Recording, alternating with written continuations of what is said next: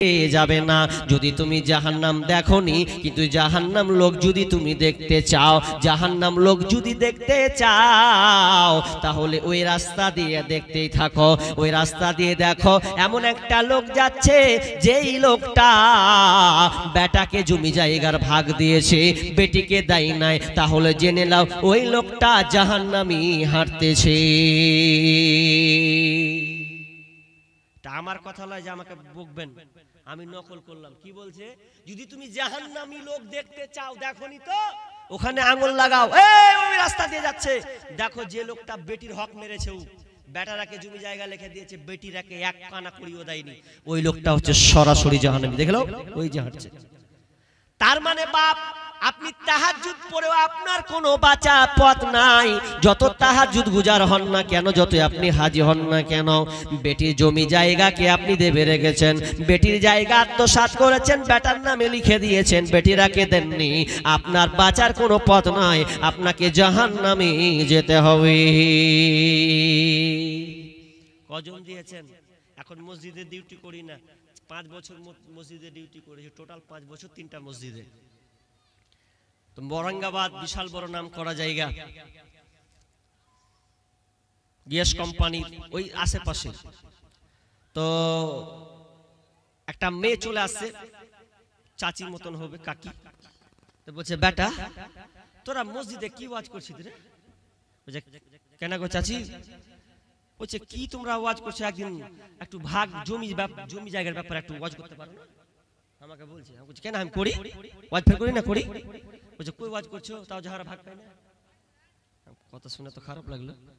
তখন আমিও হেসে হেসে বলছি, আগে চাচি আমি ফের শুনেছি কি, যে তোমরা নাকি বলে মাফ করে দাও, বলে জমি জায়গা লাও না, বলে মাফ করে দাও।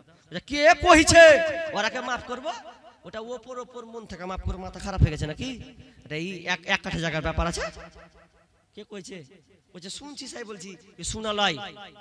তার মানে ওই নারীটা বলছে, ওই কাকিটা বলছে, আমরা মন থেকে মাফ করি না, বাপ ছে ভাইরাকে জায়গা জমি লিখে দেয়, কিন্তু আমরা মন থেকে মাফ করতে পারি না।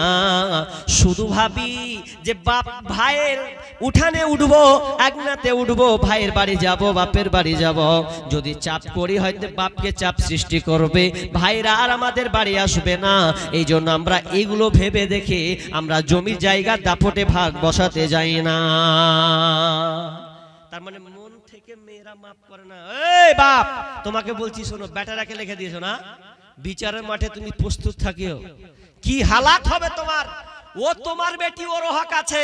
কোরআন বলছে, তোমার ছেলে যদি 2 ভাগ পায়, তাহলে তোমার মেয়ে 1 ভাগ পাবে। তোমার একটা বেটা যদি 10 কাঠা পায়, তাহলে তোমার মেয়ে 5 কাঠা পাবে।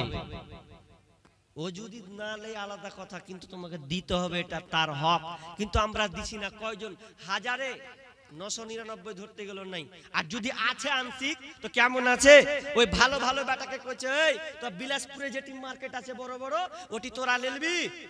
আর বেটিরাকে কইছে, ওই বাঁশতলাতে কুঁড়ে পড়া আছে, 400 হয় না 500 হয় না, ওগুলা তোরা লেলবি, যা হাট থেকে নামে থাকলো। আর ওটি দিয়ে দিল ওরা, কি টাউনটি। কি হালাত চলছে জি না। আমরা জাহিলিয়াত শুনলেন, মেয়েদেরকে গলা টিপে মারা হতো, কবর আপনার কিনা গর্ত খনন করে জীবন্ত মারা হতো, মাটি খুঁড়ে পুঁতে মেরে ফেলা হতো। কিন্তু আজকে আমরা বাপেরা মেয়েদেরকে হাতে নয়, আপনার ছুরিতে নয়, তাদেরকে আমরা তার অধিকারে মেরে রেখেছি, অধিকার থেকে তাদেরকে আমরা বঞ্চিত করেছি।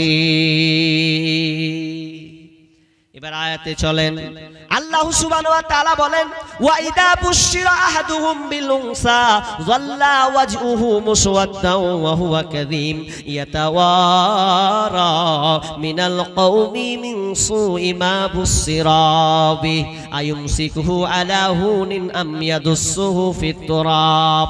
যখন ওই গার্জিয়ানকে, যখন ওই আপনার কিনা পায়গামটা পৌঁছে দিল, মেয়ে হয়েছে, তার লজ্জার ভয়ে, তার গ্লানির ভয়ে, তার সম্মানকে রক্ষা বাঁচানোর জন্য জন্য রক্ষার্থে সে গ্রাম থেকে পালিয়ে বেড়াতো মিন কওমি তার কওম থেকে তার আপনার জায়গা থেকে অন্য জায়গা সে পালিয়ে বেড়াতো কারণ তার বাড়িতে কন্যা সন্তানের জন্ম হয়েছে আইয়ুমসিকু আলা হুনিন আম ইয়াদুসসুহু ফিত তুরাব তারা একটা সিদ্ধান্ত নিত কি সিদ্ধান্ত তারা চিন্তা করত এই কন্যা সন্তানকে মারবে না রেখে দেবে একে পুঁতে দেবে না ওকে বাঁচিয়ে রাখবে নদীতে ভাসিয়ে দেবে না ওকে বাঁচিয়ে রাখবে এই চিন্তা করত আলা শাআ মা ইয়াহকুমুন তারা যে সিদ্ধান্তটা নিত এই সিদ্ধান্তটা কত নিকৃষ্ট কত খারাপ সিদ্ধান্ত তারা নিত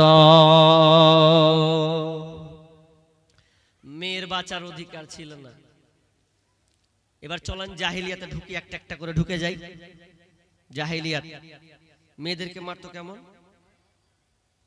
অনেক তাফসীর আছে তবে একটা প্রাচীন তাফসীর থেকে আপনাকে তাফসীরে কুরতুবী এই তাফসীরে একটা বিশাল লম্বা একটা তাফসীর আছে আর ঐতিহাসিকগণ ওই রকমই কথা বলেছেন হয়তো এই দিক ওদিক হবে কিন্তু ঘটনাটা ওই রকমই তাফসীরে কুরতুবী তিনি লিখছেন যে একটা সাহাবী একজন সাহাবী বসে ভারাক্রান্ত মন নিয়ে টেনশনে বসে আছেন আল্লাহ রাসূল দেখতে পেলেন যে সাহাবীটার মন খারাপ তো বলছে এই সাহাবী কি খবর তোমার মন কেন খারাপ তুমি টেনশন কেন করছো তুমি তো নতুন ইসলাম গ্রহণ করলে তা আবার টেনশন করতে হবে টেনশন তোমার চিন্তা চেতনাটা কি সেটা বলো আমাকে কেন ভারাক্রান্ত মন নিয়ে আসো এটা খুলে বলো তখন ওই সাহাবী বলছেন ইয়া রাসূলুল্লাহ আমি টেনশনে আছি আমার মনটা ভালো নাই আমি ইসলাম গ্রহণ করলাম আপনার কাছে এরপরে আমি বেচৈন ঢুকে গেছি আমার মনটা শান্তি নাই আমার মনটা কুড়ে কুড়ে খাচ্ছে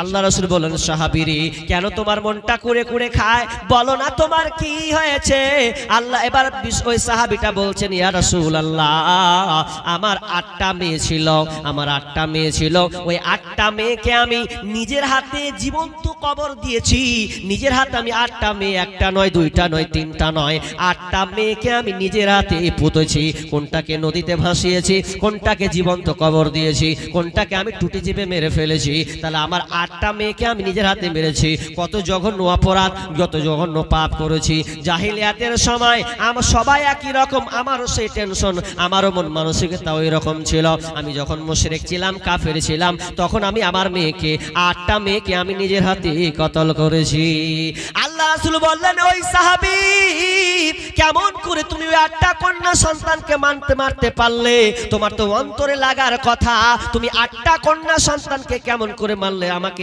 একটা কোন একটা মেয়ের বর্ণনা দাও এবার ওই সাহাবী শুরু করলেন ইয়া রাসূলুল্লাহ আমি অনেক মেয়েকে মেরেছি তার মধ্যে আমি আপনাকে একটা মেয়ের ঘটনা বলি আমি আমার স্ত্রীকে বলেছিলাম বিবি রে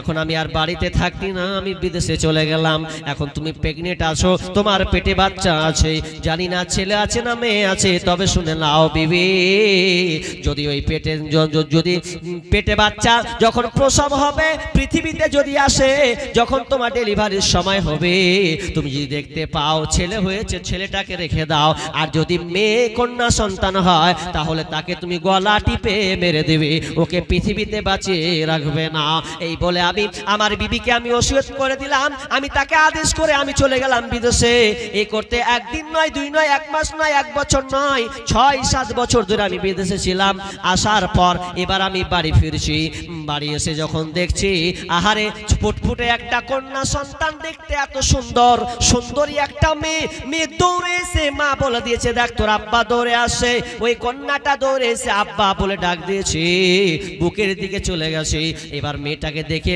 আপনি সাহাবী অত বম্ব হয়ে গেছেন ইয়া রাসূলুল্লাহ আমি আশ্চর্য হয়ে গেলাম এটা কার মেয়ে এত সুন্দর মেয়ে কার হবে এটা আমার স্ত্রী বলছেন ওগো স্বামী আমার এটা কারো কোনো মেয়ে নয় এটা আপনারই মেয়ে আরে আমার মেয়ে মানে তোকে কি বলে গেছিল তোকে বলিনি মেয়ে হলে গলা টিপে দিবি এবারে বিবি স্বামীকে বলছে স্বামী ও আমার প্রাণের স্বামী তুমি বলেছো ঠিক, আমি চেষ্টা করছিলাম, কিন্তু আমি তো মা, আমি তো বাপ নয়, আমি তো সন্তান পেটে নিয়েছিলাম, 9 মাস 10 দিন গর্ভে ধারণ করেছি। আজকে প্রসব হয়েছে যেদিন, সেদিন আমি মেয়ের মুখটাকে দেখতে গেলাম, আমি আর হাতটা ধরতে পারলাম না, আমি নিজের হাতে কন্যা সন্তানকে মারতে পারলাম না। ফুটফুটে একটা সুন্দর চেহারা দেখে আমি হাতকে সরিয়ে নিলাম, আমি মারতে পারলাম না। কোনো মা পারে না এটা, কোনো মা পারবে না যে নিজের সন্তানকে গলা টিপে মারবে, অসম্ভব। কেন পারবে না গো? সায়েন্স বলছে, ডাক্তার যারা বিজ্ঞানী, সায়েন্স